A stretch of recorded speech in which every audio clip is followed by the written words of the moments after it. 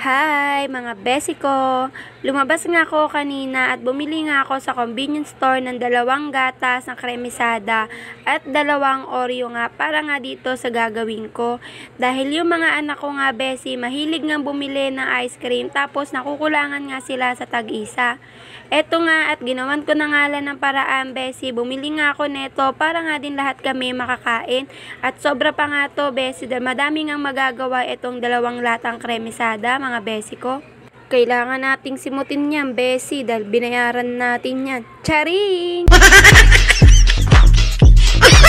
Dalawang ingredients nga lang mga besi ko ang kailangan mo para nga makagawa ka ng masarap na ice cream. Pwede nga to pang negosyo mga besi ko.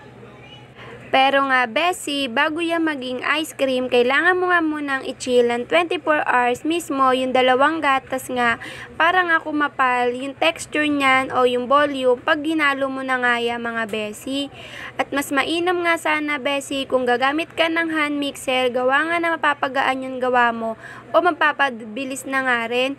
Dahil kapag binano-mano mo nga yan mga besi, masakit nga rin sa kamay dahil kapag kumakapal na nga yung texture, parang mas bumibigat na nga rin. Ayan nga, ginamitan ko na lang ng hand mixer dahil meron na nga rin naman akong gamit dito sa bahay.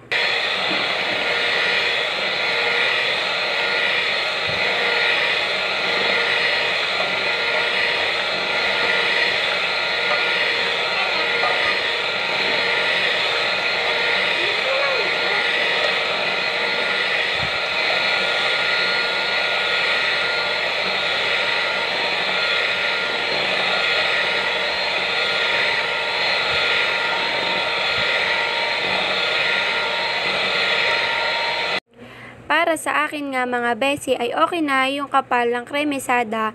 Isusunod ko nga dito yung 2 Oreo para nga maisalin dun mismo sa Tupperware.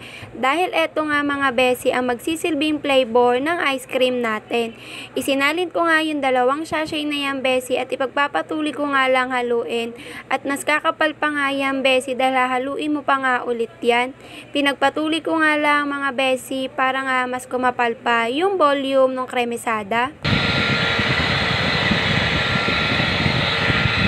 Nang masigurado ko nga nahalo ko na lahat ng Oreo doon besi, eto nga inayos ko na yan dito sa Tupperware. Hindi ko na nga rin isinalin pa yan sa ibang lalagyan, gawa nga ng kasya naman mismo yung Tupperware dun nga sa rep namin. At dito nga ipinantay ko lang besi dahil lalagyan ko pa nga yan ng isang Oreo para nga dun sa toppings. Dahil gusto ko nga mas lasa pa nga yung Oreo sa ice cream mga besi. Ikinalat ko nga lang yung dinurog kong Oreo para nga maging silbing toppings at lahat nga yan besi malagyan. Ibinudbud ko nga muna besi yung cream o dun sa ice cream para nga mas kumalat pa nga ito. At mga besi, 1 piraso na nga lang din yung nilagay ko dyan dahil pantapis na nga lang mga besi ko. Ikinalat ko nga muna konti at inayos ko na nga yung ice cream dun sa Tupperware.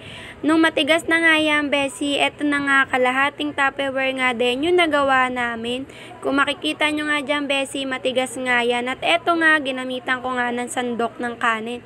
Ayan nga besi at magandang maganda nga yung pagkakamatigas ng ice cream namin. Solve nga mga bata neto besi at lahat nga kami makakakain. Gawa nga ng kalahating Tupperware din yung nagawa namin sa 2 lata. Perfect nga yan mga besi at kung hindi ka pa nga nakapalo, follow my page na nga besi.